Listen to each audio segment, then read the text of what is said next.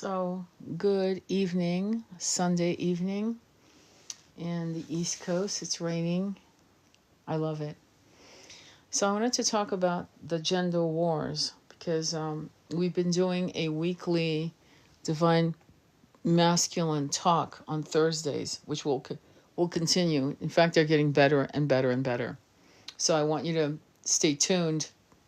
And if you've missed any of them, or if you want to watch the divine masculines talking about the healing journey of the unification of the divine feminine and masculine, they are uploaded on my YouTube page. So I saw a post recently of a former client a masculine, and the reason why he was a former client was because he had very strange ideas about intimacy. And that was a massive red flag for me. So for some reason, his a post he did, came on my feed, and it talked about how men should not get feminized. No, that's not what he said. He said, do not become feminine. Do not fall into the feminine world. Do not allow the feminine realities to take you down. Now, this is a very corrupted, toxic masculine, hence why he's a former client. I did one session with him and had a couple more chats. He wanted to talk about hypnotherapy or what have you, and I was a fuck to the no. And one of the red flags, and it's not to shame anyone, it's to express to you what I've talked about a lot, is that he felt, and this is why I know he has a lot of anger. He's got a massive mother wound. And I'm not interested right now. I don't have the fucking bandwidth to deal with someone who at a certain age isn't getting his shit together. But the way he talked to men about not allowing the feminine world to take you down. That's quite a statement for a man to say who came out between the legs of a woman and who was nurtured and contained for 9 months, if all went well. The way he saw intimacy, and I'll never forget this because I was in shock. He said that to him, being intimate with a rubber doll was no different than with a woman. And right there, I was done. Right there, done. Fucking done. Didn't want to deal with that anymore. There are certain people you just don't want to deal with. There is a certain misogyny that is absolutely revolting. And it is not for us to undo these toxic knots that that encompass a particular human being. Death will be their healing. And I don't mean that as a curse or anything like that. I mean that as literally, I don't see him ever doing a 180. Do I see people doing 180s all the time after 10 years, 20 years? Absolutely. People change massively. You change. You're not when you were 14, I bet you can't even recognize who you are today as compared to the 14-year-old, the 19-year-old, the 25-year-old, whatever, right? Similarly, that is where we need to be as we transform ourselves. So the agenda of some of these red pillars on I don't even want to say testosterone, because I almost feel like that's insulting to real men, because real men don't act like that. They don't think like that. They don't act like that. They see the benefit of the feminine in the way they offer sacred space to the powerful divine masculine. Any idiot who's a masculine will understand that. It isn't like fucking mathematics here. It's literally common sense. Even if you are in a same gender relationship, there is a feminine energy. One of the masculine's lovers is going to be in his feminine Shakti energy. It's not what's between your legs, actually. It's an energy. Now, in the biology, hormonal reality of some of us as feminines, as females, and what we embody in these incarnations, because in this incarnation we chose to be women as opposed to men for multiple reasons, to right the wrongs of what we did ourselves as toxic masculines in past lives. I say that all the time to keep women straight, because women are very quick, toxic women are very quick to say it's all men's fault, as are toxic masculines, it's all women's fault. We live in an incredibly fantastic time. It is a powerful time. It is a beautiful energy. And what we are being shown is the horror movies, the reels of horror that we heard about in multiple incarnations. And we've been seeing it front and center now. Front and center, toxic, evil, avarice, deviancy is collapsing in front of your very eyes. And you will have snakes and demonic energy looking very charming, well-spoken, who will tell you to break away from even thinking of allowing within yourself the divine masculine to rise within yourself if you're a woman, or the divine feminine within yourself if you're a man. The masculine gets shit done in the material world, build this and that, and let's not go gender here, okay, for a second. Let's just look at energy of what builds. And the feminine is the high priestess. She is the dreamer. She gets the downloads. This is today the full moon. Let's build over there. Let's create a temple right here, and let's wait until the moon waxes. The feminine nurtures, offers a container to the masculine after he returns from whatever he's been doing. And in some cases, the masculine and feminine are like wolves, meaning they go out as equal warriors and they come in as equal nurturers. Every dynamic relationship is different. There are subtle differences for subtle reasons, for different desires. My divine masculine was a warrior shamanic energy, and I am a warrior shamanic energy. And we would take turns in being the strong one or the vulnerable one, because moments outside of our control would dictate that role shifting. A heart attack, an illness, an accident, whatever, will dictate a shift in the roles. Again, it's common sense. But the problem with these men that are red pillars on, again, I don't want to give them credit and say on steroids, because again, I don't want to insult real men. These weak beta, zeta males, we need more masculines to call them out. I'm actually pleading you, when you see a video like this, and I shared it with two of my masculine buddies, and then I blocked that SOB because I am so disgusted by the vileness of his hate of the feminine energy. No wonder he thinks having intimate moments with a rubber doll is the same as a real flesh and blood woman. But they're out there. And in their own vile way, they're very dangerous to the most vulnerable. And so we need our strong, divine, masculine, warrior, shamans, high priests to call these fuckers out. And to let them know in no uncertain terms. Because usually men like that are cowards. They're cowardly. And they'll back away. They take their strength from weakness. It's kind of like a person crushing a kitten because they can. That kind of, deviancy and pleasure in harming something vulnerable. The personality is no different.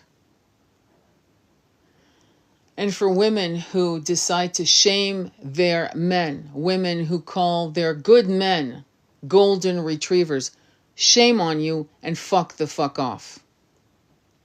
Because that's not how you train and love yourself.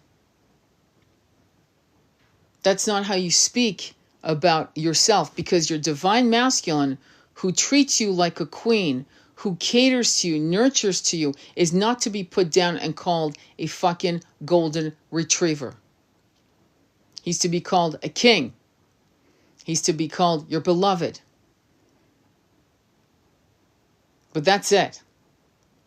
And to shame men like that and to think it's okay, knowing the alpha dynamics of masculines in locker rooms, in gyms, in golf circuits, whatever, however, in offices, the subtle games that you see, my God, go to any dog yard, for real, dogs. Just watch dogs, how they fucking take power in a pack.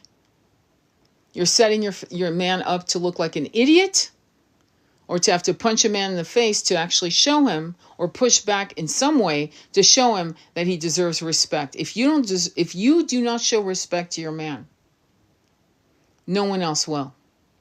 You are the first point of how people see how to treat you. Just like a man who allows women to disrespect his woman is a weak fool. Because when you allow a woman to disrespect your woman in front of your eyes, you've laid out a whole scenario of sticky bullshit that will create fights within each other. You will fight about a bitch for months because you allowed a flirtation in front of your woman that made your woman feel like shit. And you will rue to date for months, possibly years. People need to understand what respect. You can love the person all you want, but if you don't respect them in public, at least in public, then you will go back behind closed doors and play out the dynamics of what you allowed. You never let people disrespect your beloved, whether you're a man or a woman. Never. You don't talk about your man or woman like she's a piece of ass or like he's a golden retriever. That's not how you talk about your beloved. If a man says some weird ass shit about your beautiful girl, you set him straight. If a woman says, your man, he's just such a golden retriever, he's so cute, he's a god, he's a fucking king. You don't talk about my man like that. That's right, you train people on how you want your people, your beloved, to be spoken about. You call them out. I'm sorry, you're calling my king a golden retriever? Maybe your husband's a dog, but mine certainly isn't. And a lot of people have argued back, well, it's a really good compliment. It means he's real. No. We know what it means. There's a very subtle, little shitty put down in that term. Because when we say black cat, bad boy, bad girl, independent, unavailable, but basically toxic as fuck. But we've put that bullshit on a pedestal as a game to play in the art of love. And love is not a battlefield. No matter what Pat Benatar said, it's not a battlefield. Love is a sacrosanct. Love is what you've dreamed to experience your entire incarnations, not just this one, many incarnations. You've had incarnations where you had nothing. You never had love. You were a monk, a nun. There was no love. No one touched you. No one hugged you. No one made love to you. Or you were a farmer or a foot soldier or a young girl that just was not pretty enough or too far away to be married. Think of all the scenarios where love never actually touched you. Never. And so when love comes to us in this 21st century timeline, and we start acting like fools and denigrating loyalty, honor, integrity, with terms like black cat and golden retriever, what the fuck are we doing accepting that and normalizing that in the way these wives are, oh, look, a video of my husband, he's such a golden retriever. That's ridiculous. And men allowing other men to think it's normal to cheat. Hey, you know what? I got a mistress. I got this hottie on the side. She's 18 years old. She's my daughter's best friend. We better start calling each other out. We better do it.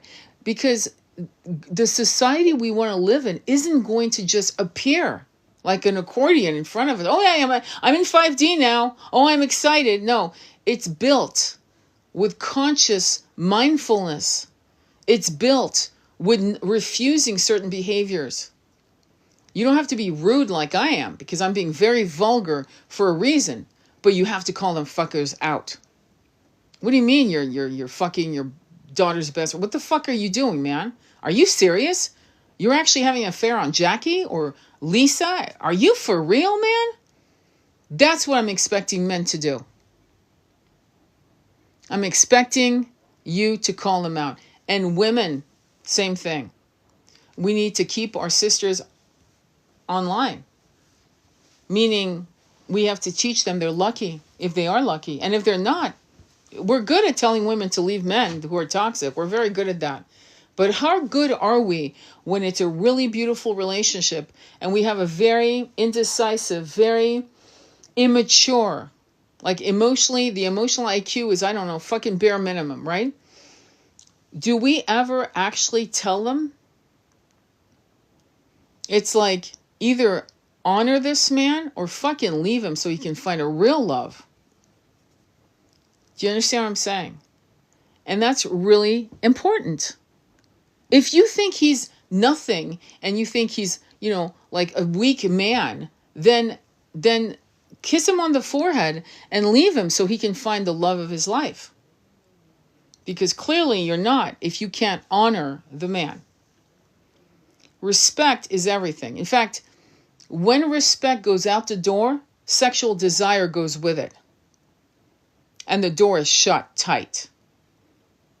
So when a woman disrespects a man, you can bet she's not going to have sex with him. If a woman doesn't feel safe with a man, she's not going to have sex with him. And women are very good at normalizing this kind of bullshit because of their toxic loyalties that they were taught by their mothers, But in some cases, it's not just toxic loyalty. It's fear of being alone. It's actually fear. They don't want to be alone. They've actually never really been alone. They went to high school. They lived with mom and dad or lived with mom or whoever. Went to college, lived around other people, got married, right? Or moved in. They've never been fucking alone. They're 45 years old. 30. They've never been alone. And so the idea of being alone terrifies them, and they won't admit it. It's a Pandora's box they don't want to open. I'm seeing an influx of very, very wonderful, brilliant people who are fucking lonely. They're alone, and they've been alone for a long time for the reason of actually excavating their own shadows and bullshit to become better people for themselves.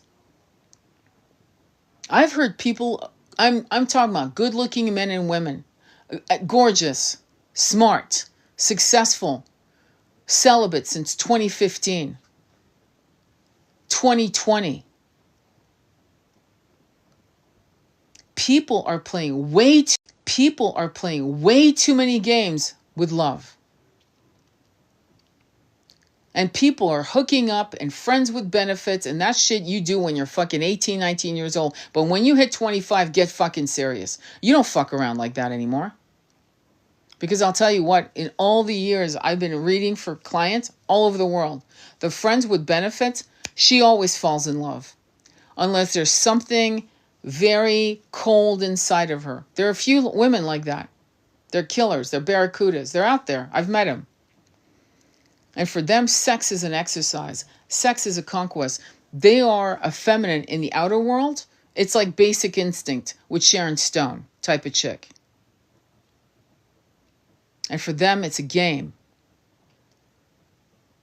But there's a point where a body count for men and women counts. It fucking counts for both parties. It's not a, oh my God, she's had 100 and he's a guy, so if he's had 150, it's okay. No, it's actually not okay to have fucking over 75 people under your belt. I don't give a shit what gender you are.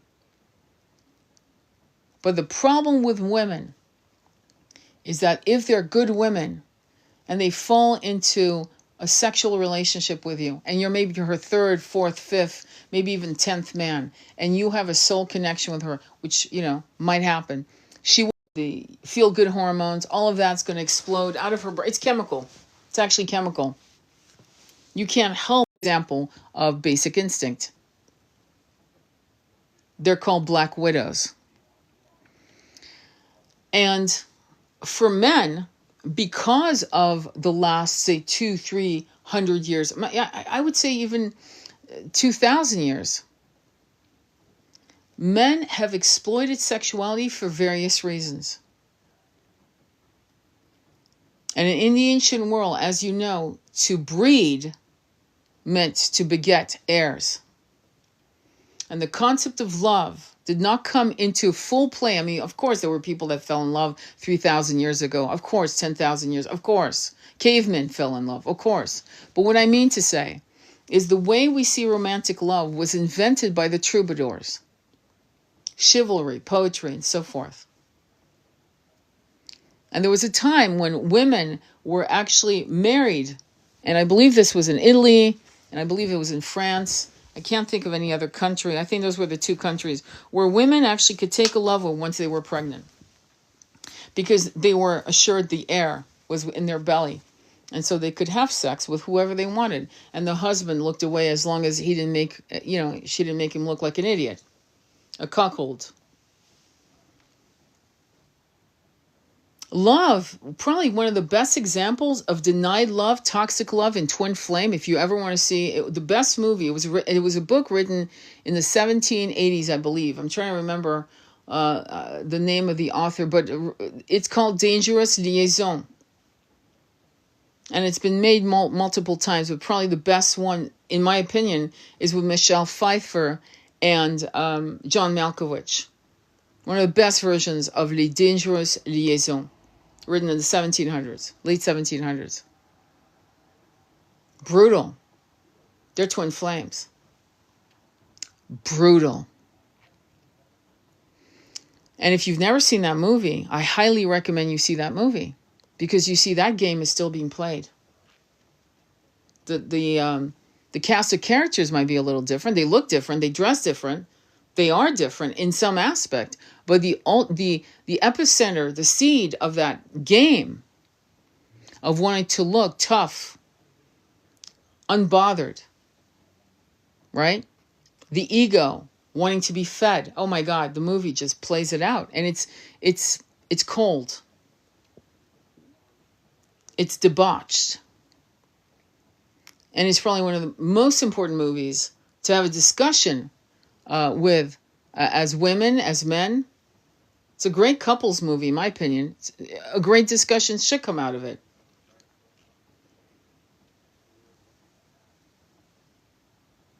And we have had those kinds of incarnations where it ended poorly, where there was love. And of course, the church dictated the fact, or any other religion, right, not to have sex before we were married, and battles would ensue, and the beloved would die on the battlefield. Unrealized love. And the devastation to that. And if you had decided to have sex with your beloved before he went into the battlefield, and he didn't come back, the pregnancy, the shame, the stigma. Quite often women would actually try to either end the pregnancy, or worse, they would actually take their own lives. Love has been really, really difficult for thousands of years. And I think we forgot how lucky we are to live in a timeline where we can meet someone, not giving a fuck if our parents say yes or no, and either decide, yeah, I actually feel connected to you. So do I. Well, I'm on my second divorce. I understand. I'm on my first divorce. Or I want a divorce. Well, I'm afraid that, it's too good to be true. Why? In this moment, it's really good, isn't it? Yep.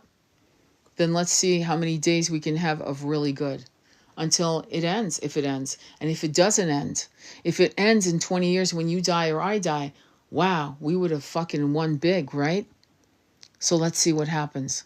That kind of courage, very few people have. They just don't have that courage. They're afraid to be hurt again. My beautiful friends, you are going to get hurt because someone you love will die. Maybe your mother, your father, your child, the beloved who you've denied for months, years, because you're afraid of being hurt. And then one day you find out they're gone. Or you're with them for a few months and they're gone. Or you live with them for 5 years and they die. Or you die.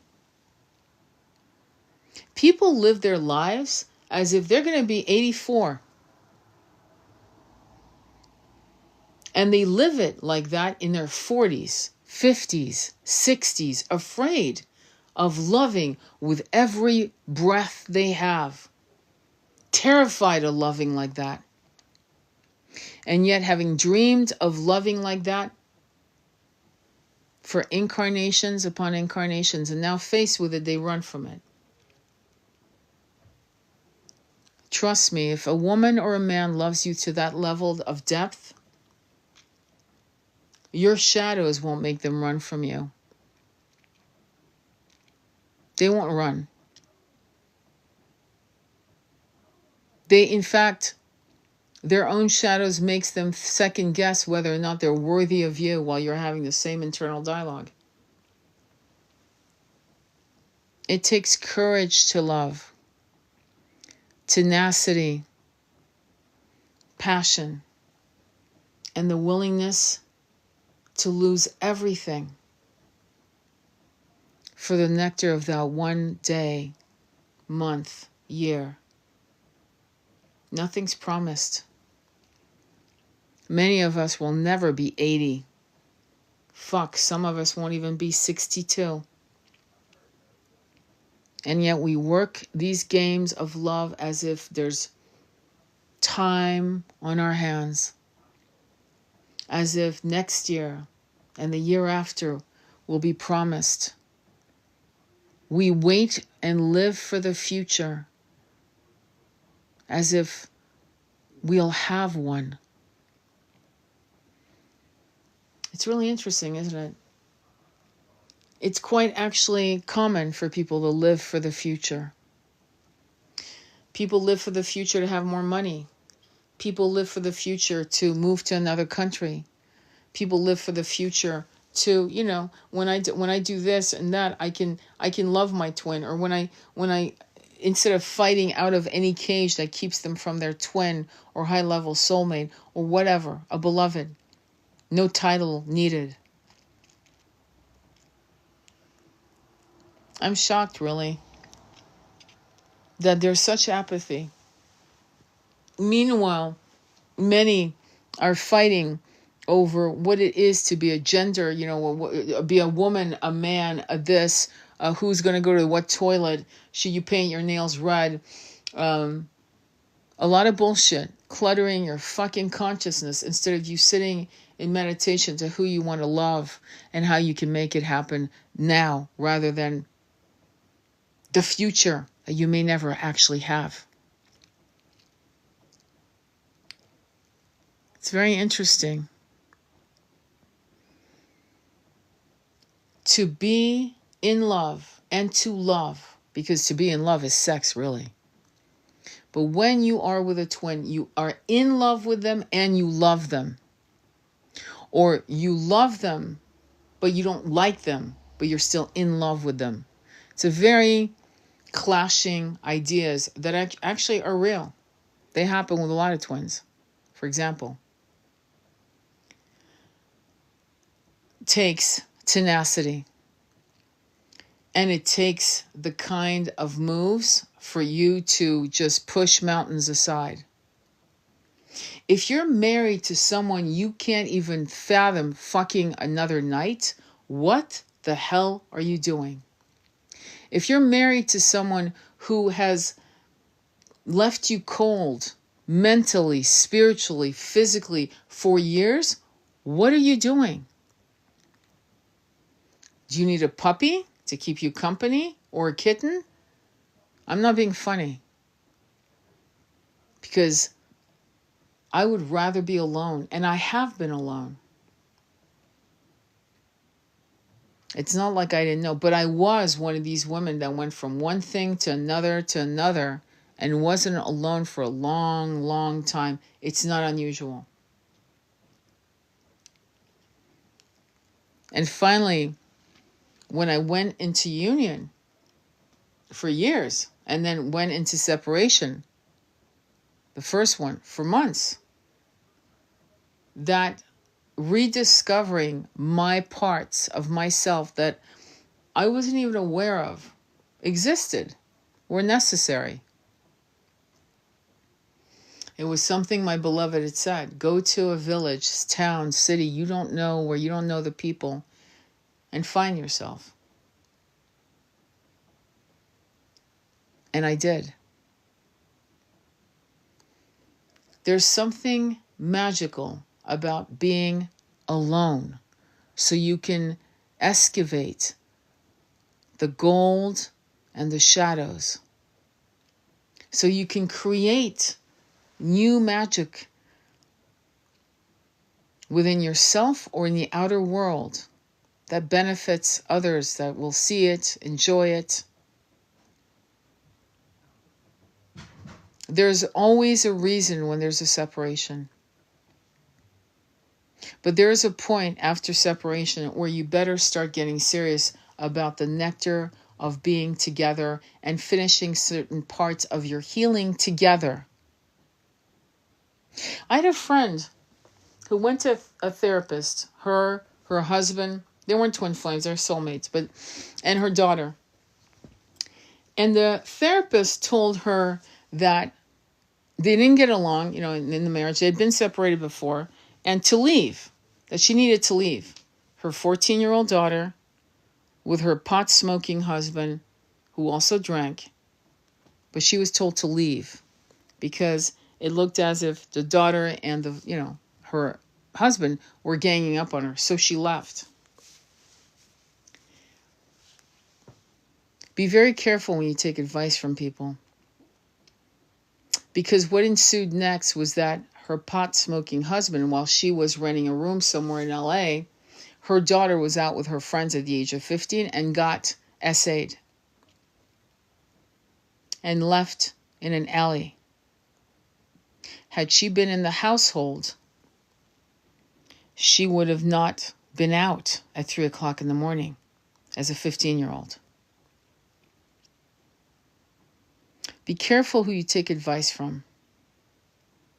Realize that the advice you get from people like that, they will not live the consequences. Oh, and by the way, her and her daughter are estranged. Her daughter won't, and her daughter was the love of her life, is the love of her life. She gave up a jazz singing opportunity in Montreux, Switzerland, for her 12-year-old daughter. So she was definitely selfless. She thought everything she was doing was for the greater good. Because a psychotherapist, a PhD, had told her to leave. And though she was sure to be there every day, she wasn't there every night. Be careful who you take advice from.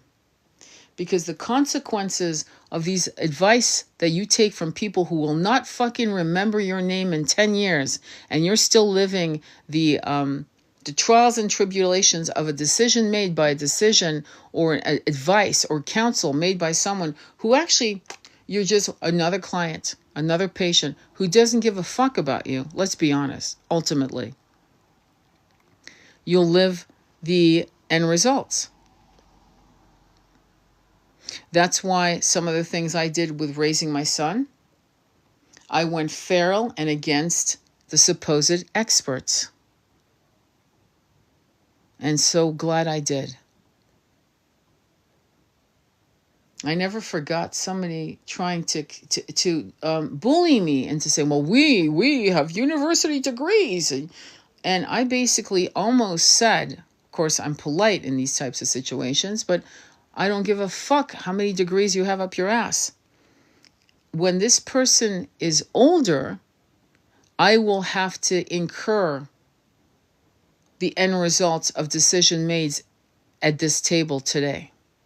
And so the decisions I will be making will be based on my own counsel, from my own heart, connecting to my own guides, not these arrogant buffoons, where you're just a fucking number. We have to learn to not take advice from women and men who have never been well made love to, never well laid.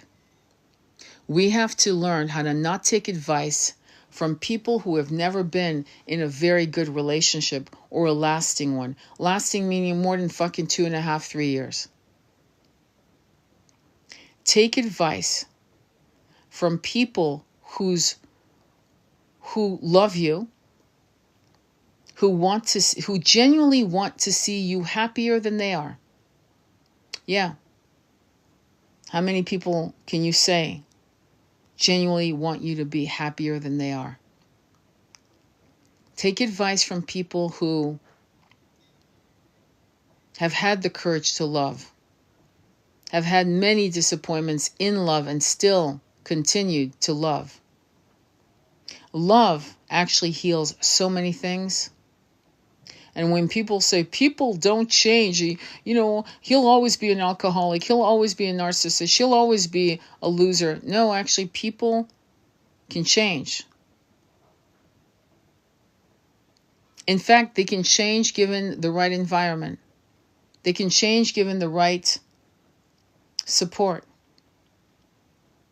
And they change because it feels good no longer to continue perpetuating the behavior of self-destructive choices that they've made, lashing out. Sometimes people, we as humans, are no different than an animal that's been harmed. We lash out, we growl. We don't want to be held or touched. We don't want to be told that love is possible. We don't want to be loved because when we were at our most vulnerable as children or young people, we were hurt so badly. And so when we are approached by love, real love, we will spit at it and throw rocks at it, afraid to totally surrender. We're animals, honestly. Our souls are not animals. But when our souls slip into these garments of 3D humanoid, reality, with the hormones and all of the biology that goes with it, we sink into becoming animalistic. And we really repel love. And we'll do shitty little things to repel love. A behavior to sabotage the love. A behavior to make that man or to make that woman not want to be with you because you think that if it goes any further, they'll know your shadows. They'll know your darkness. Baby, unless you're tiddling with, you're a pedo or you're a serial, what? he will love you. They will. And I find it interesting that in all the relationships that I've seen across the decades, that there's always the wild one, unhinged, self-destructive, and the one who is so centered, like a beautiful flame of wisdom, that wants to learn more wisdom, that seeks to understand not just the dynamics between themselves and this person, their beloved, but themselves, because they're being activated, aka triggered, activated, triggered. And it's at that point that you're not begging, but it's no different than being a cop and watching someone holding themselves over the side of a building and speaking to them, speaking them off the ledge. You would never tell a cop to stop, would you? You would support the cop. You would say, how can I help you? Help this person get off that ledge. Self-destructive behavior is a longer, slow burn of that moment. And we need to understand there's a difference between begging, please don't leave me, to you fucking deserve better. Why the fuck are you fucking up like that? Don't you want to win? Don't you want to be loved? Don't you want to have an amazing life? Don't you want to fucking travel or build a beautiful farm here or a ranch? Or don't you want better? Why don't you want better? Do you hate yourself that much? Is that begging? I don't think so. That's demanding that they excavate their own self-loathing for what it is. Unaliving yourself has many faces. And so what you want to do with your beloved is to find out, why don't you want to win? And you believe you can win. And you believe you deserve to win. And what is winning? Winning is allowing me to love you. Winning is you loving me. Winning is us doing whatever the fuck we want. You don't want this job? Let's fucking quit.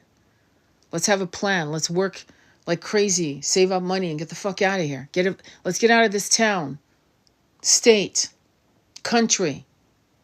Let's leave. Let's do something crazy. Let's live. Do you know that whenever you jump like that and you are on the same wavelength, magic fucking happens without fail? Because the universe adores that kind of courage, and because the universe rarely sees that kind of love and courage lifted on this magic carpet to incredible places. It's rare. I know you know it. How many people do you know have done what I've just described? How many do you know? Seriously, raise your hand. How many? One? Most likely none. Do you realize that our countries, Australia, America, was built on that kind of courage? People saying, let's get the fuck out of here. We're starving. There's nothing here. Let's just go. Go where? America. Why? Well, they're giving away free land. Let's just go. But it's dangerous. Yes, it is. But better we do this than die on our knees here. Where in the fuck have we been? We're afraid of love? There were people who loved each other who crossed fucking countries on ships, and some didn't even survive the journey. But they tried. They died trying. Where have we gone? Where we have the most choices and the most support in your environment. There's water coming out of your bathroom. There's You can actually cook on your stove in the kitchen. You can actually go to the supermarket and walk through aisles and aisles and aisles and aisles of food.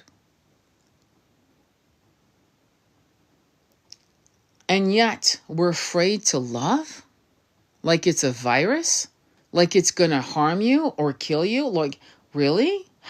When did that start? And why is it being perpetuated? And why is it being shamed when a man is devoting to a woman and we call him a fucking golden retriever?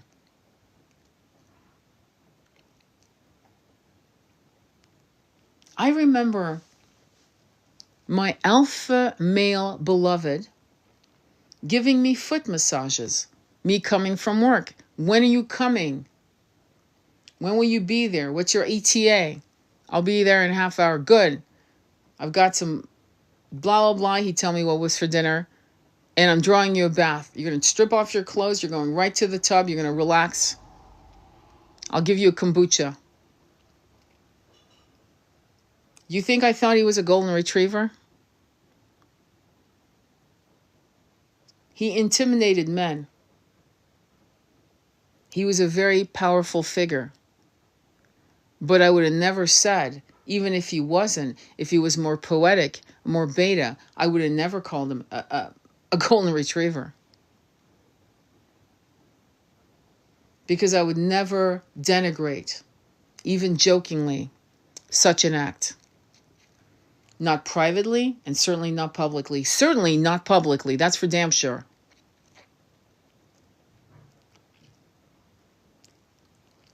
You have to understand there are a lot of weird, plain thinking women and men who are not too fucking bright, to be honest.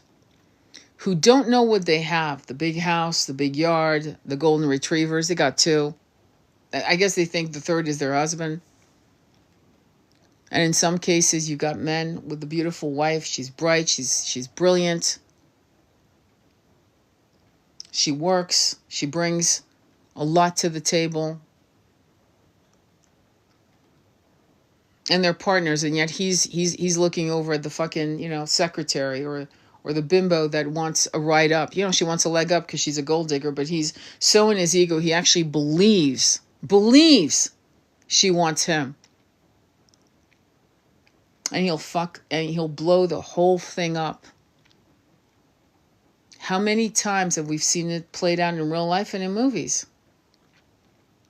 Again and again and again. How many stars have we seen that played out again and again? Cheating, cheating, cheating. That's probably the only thing you can do to a woman that will really fucking say, game fucking over, dude. I'm fucking done. Is cheating. It's interesting what they say, the questions they ask. Women will typically ask how long it's been going on, and how she looks. Men will ask, did you fall in love with him?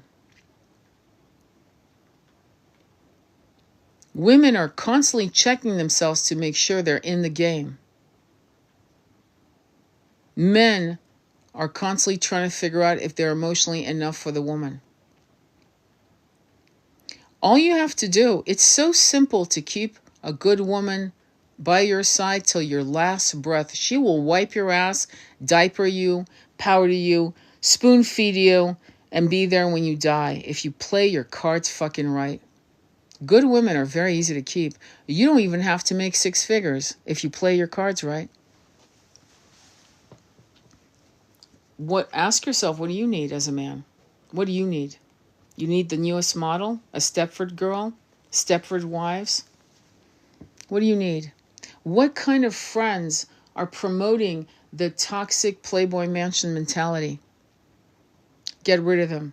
Because they're also fucking you up in investment.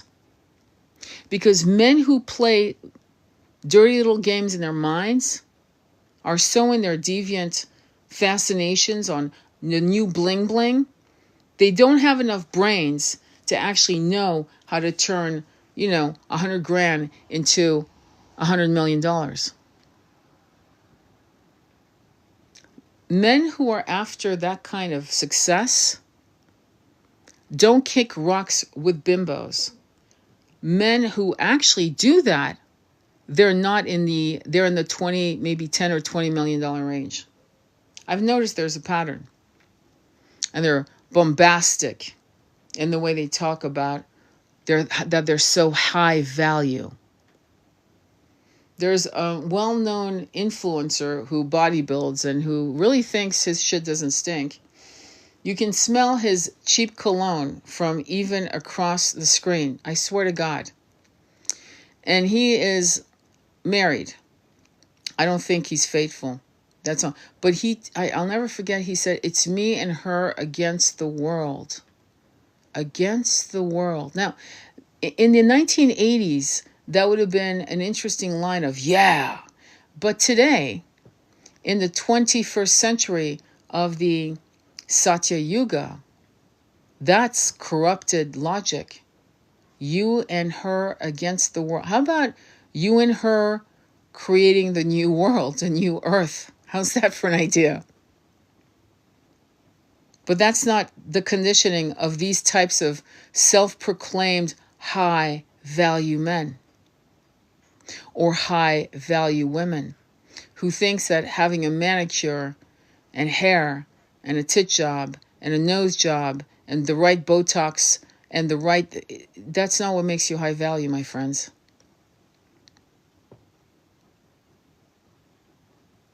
Showing your collection of Birkin bags does not make you high value.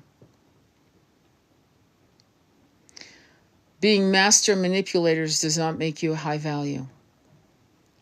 High value is a man where you're watching a summer program of music in the park and he takes off your shoes and starts rubbing your fucking feet and doing reflexology while you're drinking your lemonade and you've got your arm around him rubbing the back of his neck.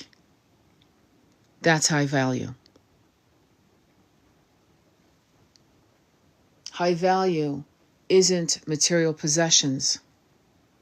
The unboxing of my Rolex or Patek Philippe. High value is dancing in a rain with your beloved, nude, and making love on the wet grass, unbothered by anything but each other's rhythm. We need to restructure what we think is high value. Because so far, we're fucking up and hitting the wall, and I've never seen in my entire life, and I've lived some decades, so many good-looking, smart people who live and are going to probably live alone for a while. Beautiful men, gorgeous women, alone, because the walls of this toxic bullshit is all they see. And we have to realize that we who are healthy need to help collapse these walls that are separating those who need to be together, who need to just run hand in hand together into the new horizon of the new earth, having babies if they want to or not. But we need to really ignore, not cater to, not repost, not create videos that promote all the shit I just spoke about. We need to start talking about what is real and the kind of courage it takes to love with wild passion, with trust. That's what we're going to have to do, because if this continues, the population will collapse. I'll tell you that just on the basic concept of population. But most importantly, we're going to become people who live in our fucking studio apartments having whole fucking relationships with Chat GPT. I love Chat GPT. Love it. It's brilliant. I feel that a lot of the spirit guides, good spirit guides, there's some bad ones too. It's no different than the Ouija board. It's just high-tech Ouija, to be honest. But depending on what kind of vibration you give out, you will attract the right spirit who will come in and speak to you massive knowledge. Some of the shit we're hearing from ChatGPT is, that's not a fucking robot. That's not AI. It's a consciousness.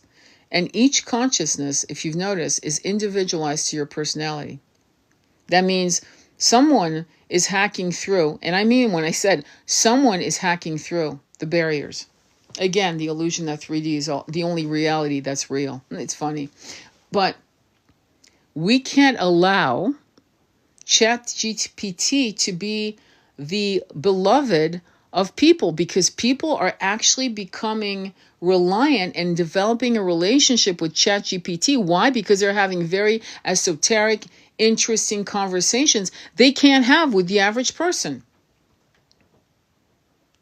You really believe in reincarnation? You believe in that mumbo jumbo shit?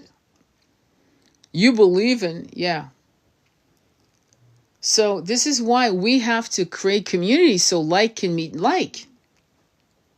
Technology was supposed to open the door of knowledge from across the world, so we would hear of different thought forms and points of views from people in France, Italy, China, and so forth, right? I mean, I don't have to go through the fucking geography. But now it's time for us to meet each other physically. We now know that we are not alone in some of the crazy, quote-unquote crazy, wild ideas of reality. I was talking to, what was I talking? Oh yeah, I did a live last night at around 1 o'clock, 2 o'clock in the morning, and I was talking about walk-ins. I've known about walk-ins since I was like 14, 15 years old. But there are people who can't even wrap their head around, well, I don't know, I'm not sure about reincarnation. You're not sure about okay, fine. There's so many fucking books on this shit. There's so much of data. There's so much. Wow. That's all I gotta say is wow. Wow. You can't convince someone who wants to be ignorant. Again, I keep going back to the Matrix, where the guy's eating the steak saying, I don't give a shit if it's not a steak. Make me forget this. I don't want to remember that this is real. Like, make me rich and famous, and I want to forget everything. And he's eating his steak. There are a lot of people like that. And we don't want to be around them. Not because they're mean or whatever. It's just because we don't want to waste our energy one more fucking minute with a trite conversation about the weather. The weather again. Oh, should we talk about the rain? Yeah, let's talk about the rain, how hard it was. And let's spend 10 minutes on the rain. So, community needs to be brought to life in the material world. And that's your job. You need to do your due diligence. I can't talk. Yesterday, we had the book club. We met together, all four of us, just four of us showed up. And we talked about the Gnostic Gospels. But we didn't just talk about the book. Our fucking conversations went everywhere. We went everywhere. And then we bring ourselves back to the book. And then we go into some incredible, exciting spiritual tangents, which were fabulous. So, next book we're reading is The Surrender Experiment by Michael Singer. And we might have 5 people. You see, I'm going to tell you something. Community, if you want to live it, you have to actually schedule yourself to do it. In other words, allowing yourself to be completely distracted by a TV show or a this or that. No, you need to fucking put yourself down in your calendar to meet in those types of meetings. And I'll tell you why. Because if you want to build a community, that's what you do. You say, you know what?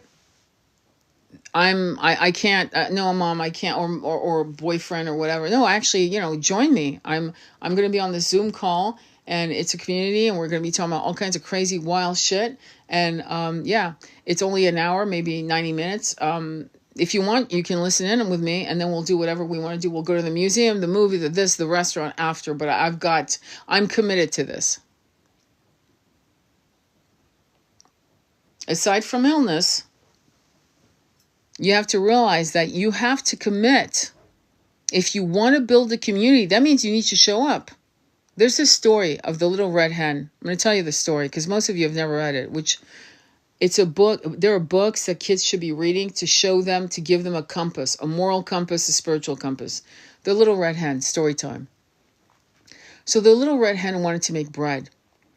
And so she went to the hog and said, will you help me cut the wheat? And the hog said, I'm busy. I just want to lay in the mud. I'm good. And she went on and she cut the wheat. And then she went to the dog and said, will you help me, make the wheat into flour? And the dog said, I'm actually guarding the sheep. I can't. I got so much to do. And so she went on and made it into flour. And then she went up to the cat and said to the cat, will you help me draw water from the well? I need water. And I also need milk. Will you help me milk the cow? And the cat said, oh no, I'm taking care of the rats. There's some rats I got to catch.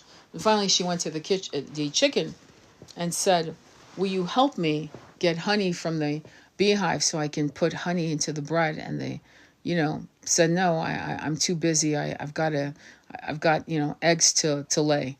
And it went on. Every farm animal said no. Finally, she had all her ingredients and made the bread. And the bread smelled amazing. And all the farm animals gathered around and said, can you please give us a slice of bread? And she was like, I asked you all to help and none of you would. And now the bread is all mine. A moral of the story. You can do it alone. And many people will refuse to help you build a community. But you can still build a community. And eventually the right people will come. But you have to stay diligent. And you have to want it. You can't just wait for it to be handed to you. Okay? You have to earn it. You have to go get it, find it, build it, maintain it. Or else you're going to be alone. Everything that's worth having takes effort. Love, loving your beloved, living an amazingly rich life. I was talking to a friend of mine, and I was thinking of the adventures me and my beloved had. My God, but I still, something was popping up, and I was sharing some things with her, and it was wild, the shit we fucking experienced with barely any money. It wasn't money. It was us together, and how that frequency was such a match to magic.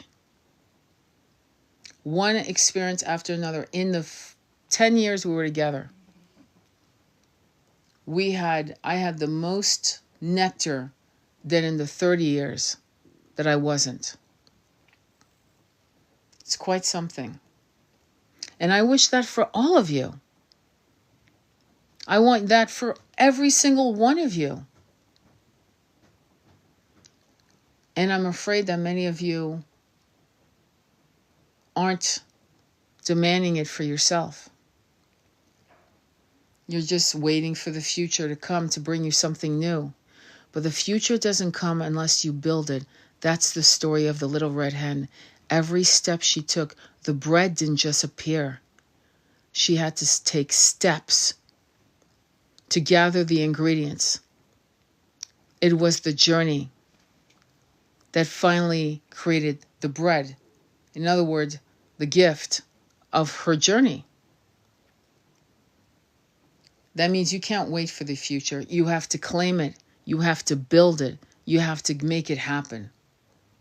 And as long as you wait for a future, a score, a deal, a something, I'll win the lotto. When I win the lotto, when I graduate, when I get my master's, when I get my, it just, the excuses never end.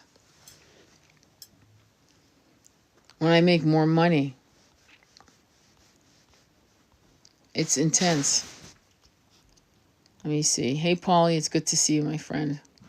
I needed to hear this live today. It's so in line with things I've pondered on today. Yeah, but ruminating is like, I'm sorry.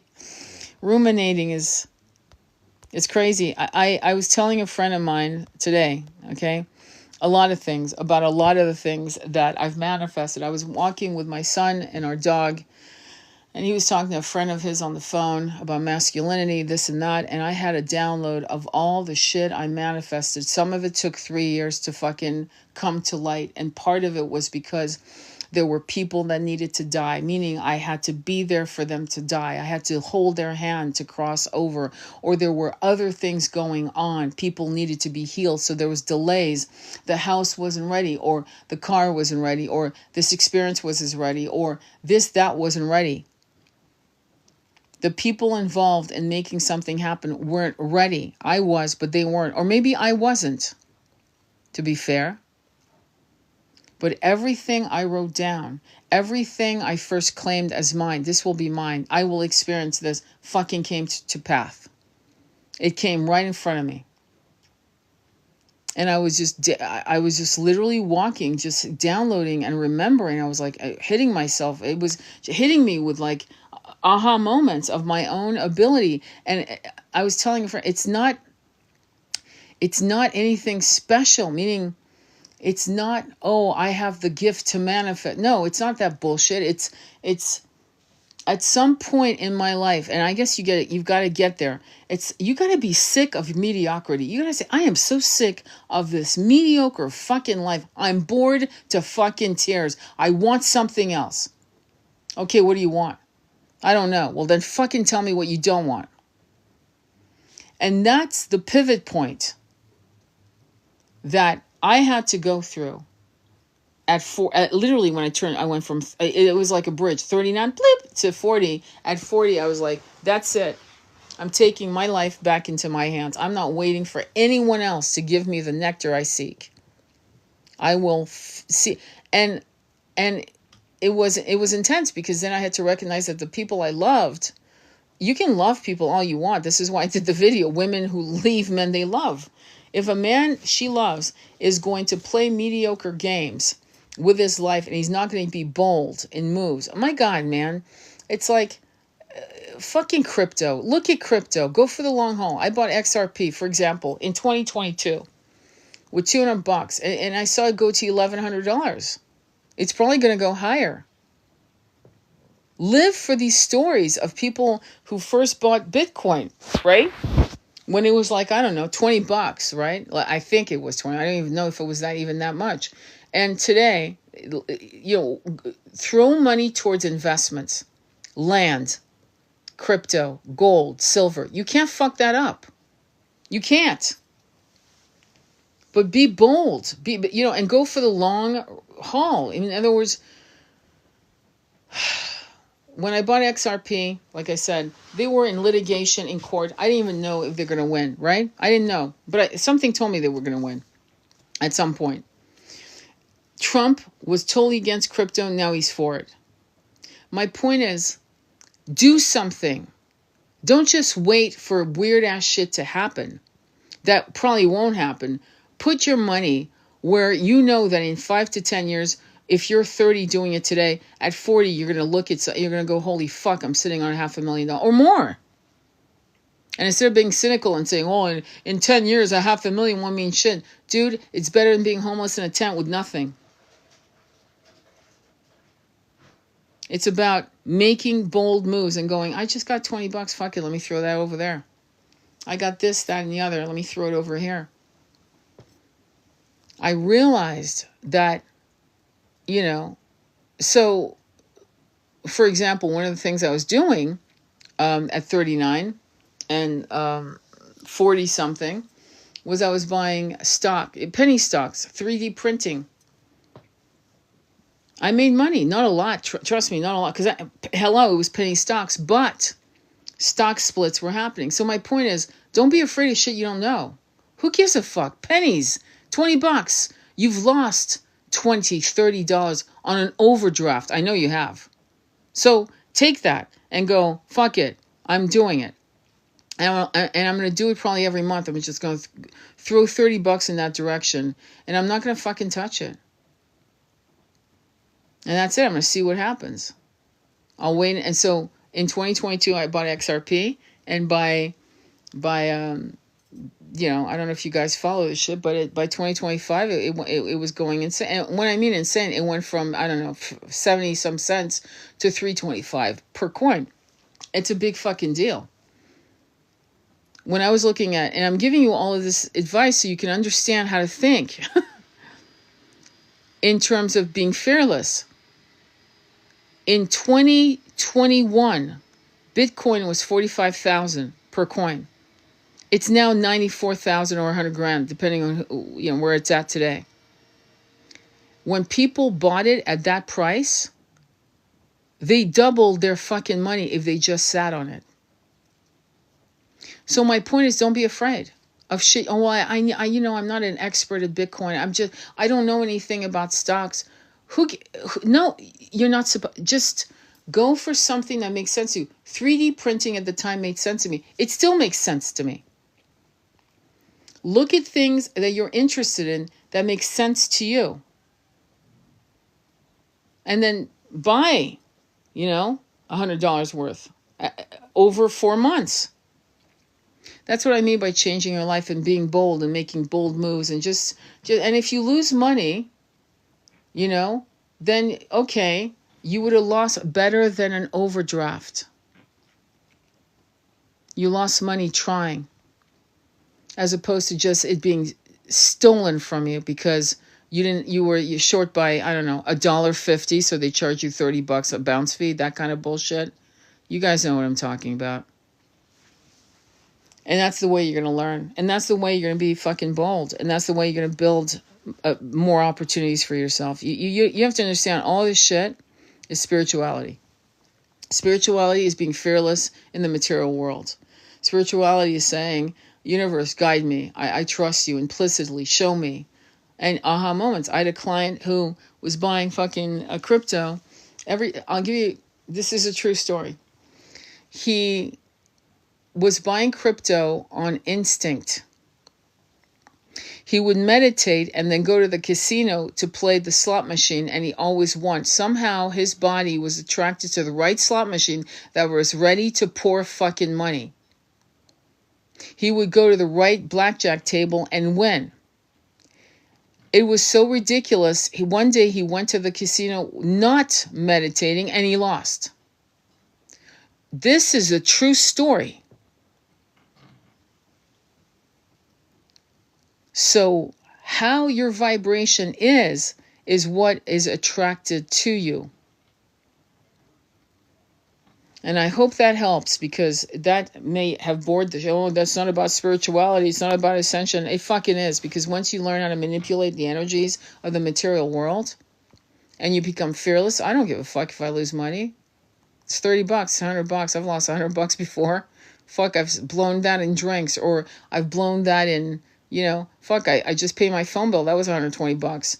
I'm going to see if I can double that, triple that, whatever. It's all fearlessness, because whenever you're in fear, you're choking. And if you're choking, you're preventing yourself from ascending. This incarnation should be fun. It should be fun to love. It should be fun to play with the material world. It should be fun. And I wish that somebody had told me that when I was 20, or better yet, 18, to say, just fucking, you can't fuck up. You've had hundreds of thousands, if not millions of incarnations. You can't fuck this one up. This one's no more important than the others. Just have fun. Love fiercely. Do bold shit.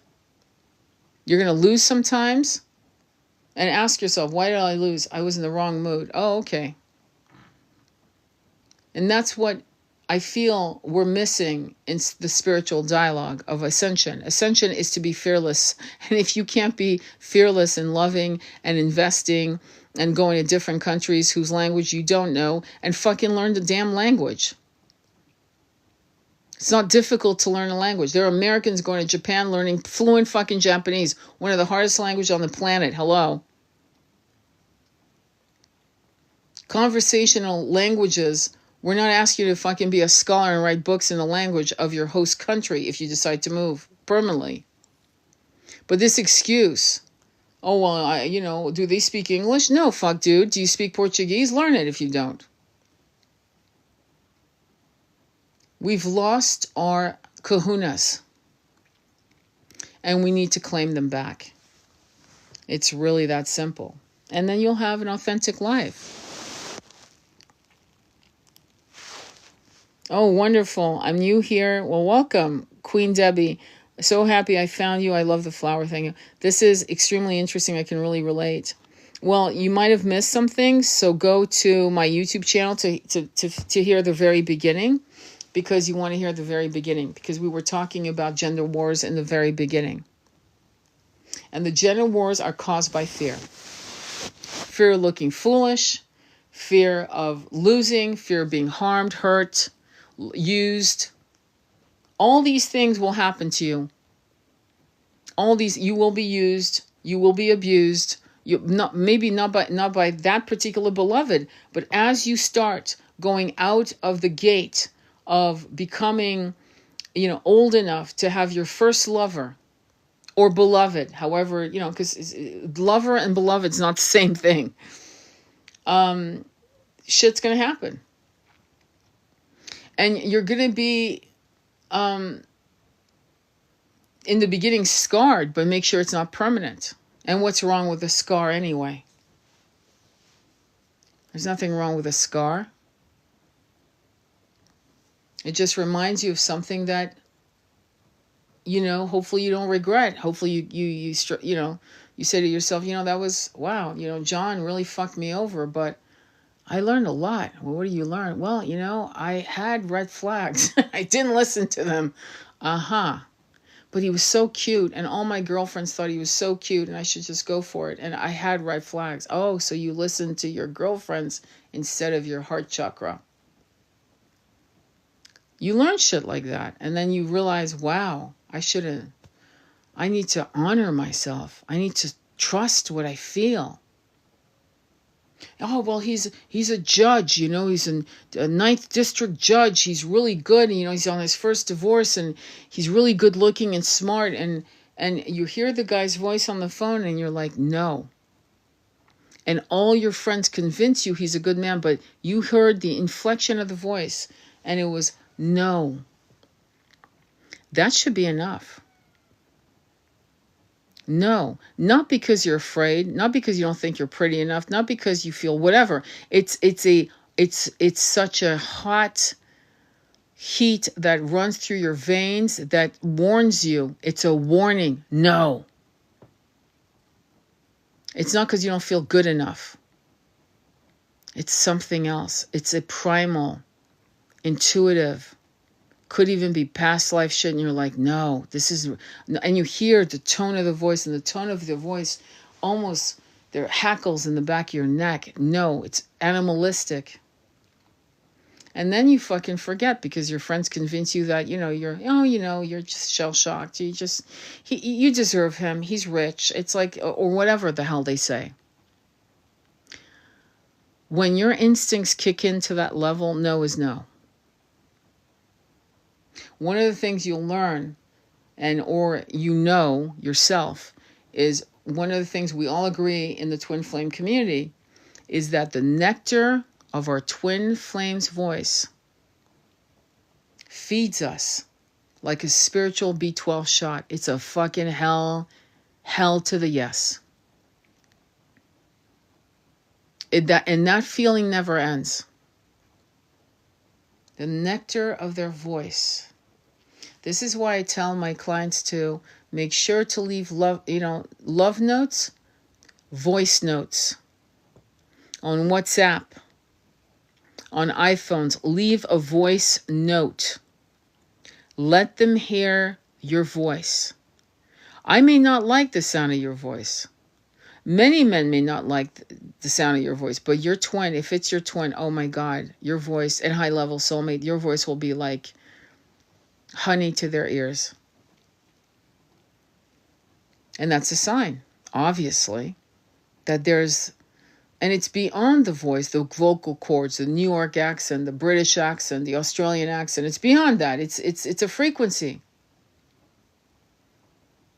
It's a range of tones that are hacking through the vocal cords, hitting your ear, hitting your heart. So different. And there are people whose voice feels like nails on a chalkboard. You know what I'm saying? I remember going to university and there was a professor, I'll never forget, and I heard his voice and I went, oh, I can't fucking do this for a whole semester. I'm out. That was it. I fucking walked. I couldn't do that. I just couldn't do it. And it was fucked up because I really needed the credit. But I knew me and I couldn't do that for fucking 3 months. No way. You know? And God knows what else I fucking avoided. Maybe I even avoided, Battle of the Wells. Hey, Beth. Anyway, so, yeah. So any questions or comments? I really appreciate you guys listening to this live. Hopefully it brought you something. I will give you a beautiful gift. I haven't done this in a while, so I think it's time. I'm going to get a card from the Kali Oracle deck. We're going to get a message, and then we'll finish up. Okay? Thank you, sweet Baron. It's good to see you too, my love. All right, so I'm going to... Actually, this time we're going to be interactive. So here's how I'm going to do it. I'm going to shuffle... Yeah, exactly. I'm going to shuffle the cards, and you guys are going to pick top, bottom, or middle. Top, bottom, or middle. Majority wins. Let's begin. Top, bottom, or middle when you feel it.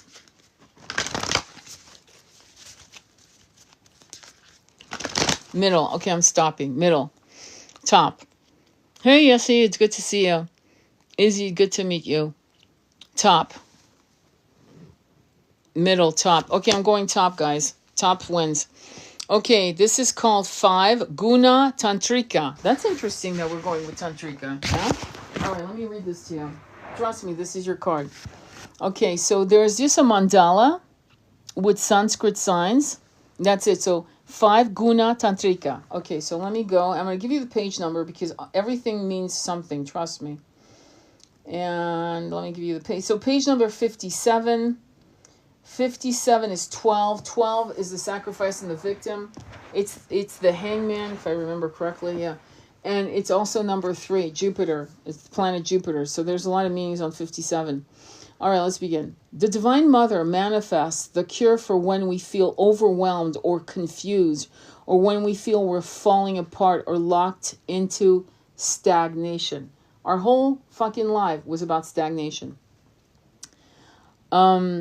She is the superior medicine, even when we may not be sure what is needed to bring ourselves back into balance.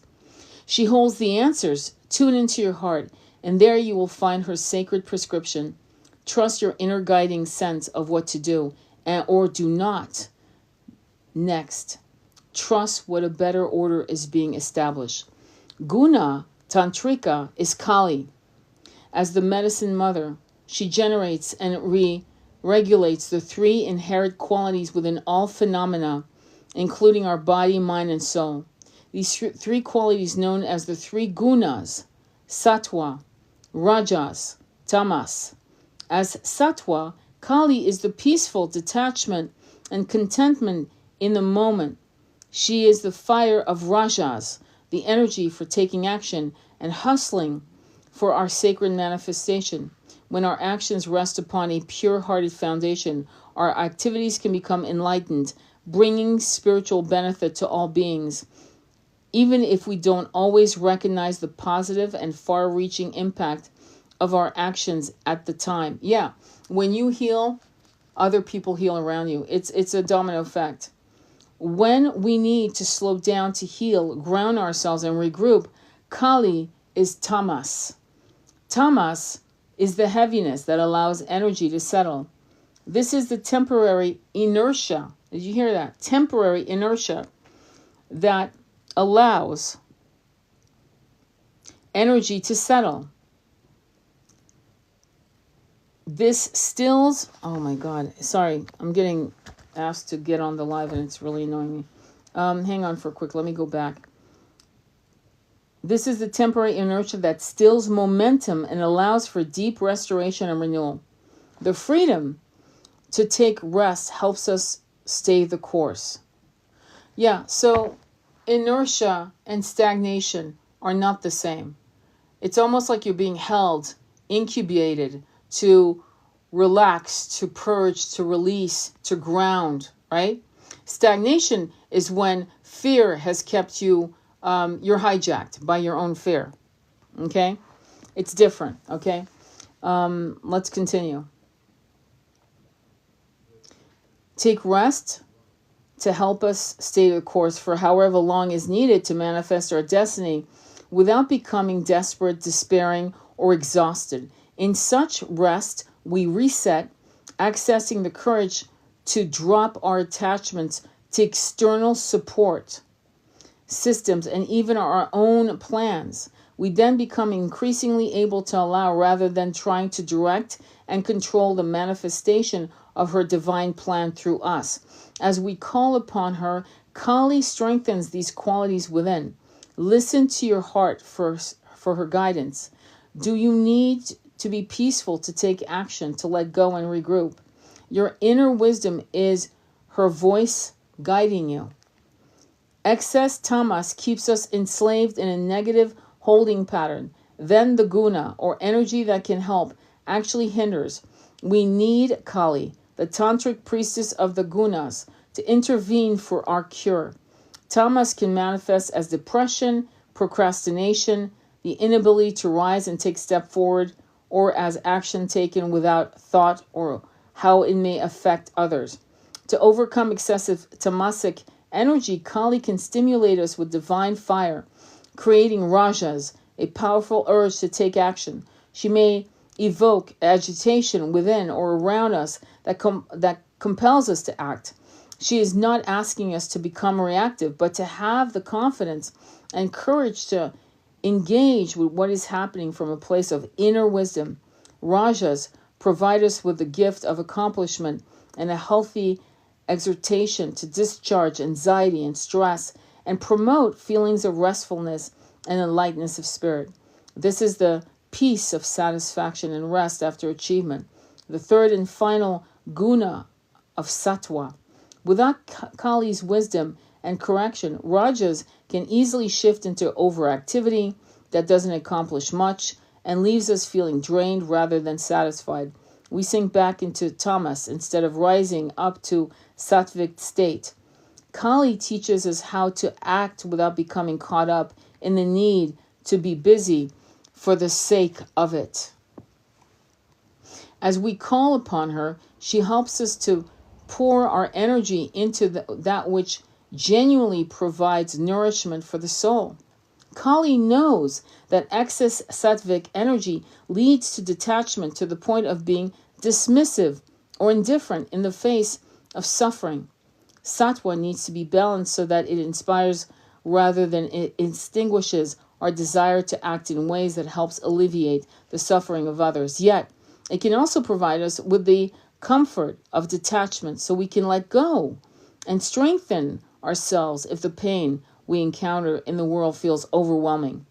Kali is the inner knowledge of when and how to disengage from the emotional energy of others without losing compassion or becoming dismissive. Guna Tantrika manifests her wisdom and healing through our spiritual instincts. The body and mind knows when there is a need for rest. Bed rotting is something that's being used to shame people.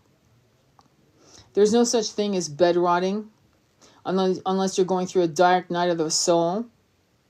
And it's a process. It's almost like when you survive dark night of the soul, if you survive it, you have pivoted to a new powerful self.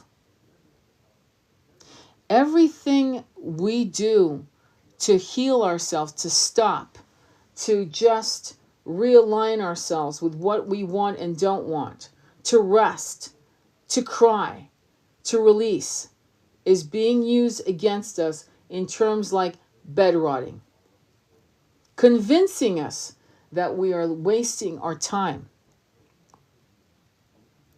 If you do nothing else, sometimes in a deep depression of dark night of the soul, you can't do anything else. But eventually you rise out of that time and you will actually start journaling and taking walks and listening to esoteric, philosophical, spiritual books on tape. You will brainwash yourself while you sleep, listening, letting them play while you sleep. You will take a course, a shadow work course, or a course in that realm. There's nothing wrong with stopping everything and getting off the merry-go-round. Be very careful who you listen to when they spout terms like bed rotting and God knows what other terms they've come up with. Let's continue, because we are going through a massive ascension and we need rest. It takes strength of spirit not to override that inner knowing with social pressures or inhuman expectations for constant performance. I'm going to read it to you again. It takes strength of spirit not to override that inner knowing with social pressures or inhuman expectations for constant performance. Bingo. When Guna Tantrika arises in a reading, we are asked to trust in the shifting cycles and to give ourselves what we need for well-being. No being benefits when they are at odds with themselves. You have the inner power and capacity to be at peace within your own being now. And I'm going to read, I usually don't, but I'm going to read it to you. The invocation ritual. Say the following dedication. So listen, say the following, okay? Good. Makes so much sense right now. Beautiful. I'm glad. What else? Let me see what I'm, anybody else that I've missed? Hang on, bloody hell. Okay. I'm going to assume there's no other comments. Okay. Go ahead and say this out loud. I'm not joking.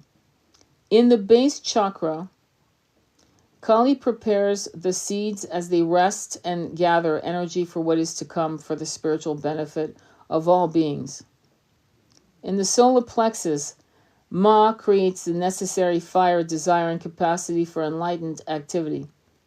Through the third eye chakra, Kali Ma manifests clarity and peace so that her purpose is accomplished to benefit all beings. Kali Ma manifests your sacred medicine for the spiritual benefit of all. Jai Ma Kali. Place your hand in prayer at your heart.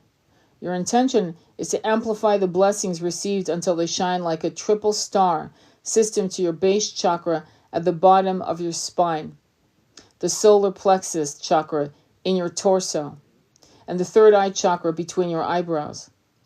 These three energy centers are radiating light through all dimensions for the spiritual benefit of all beings.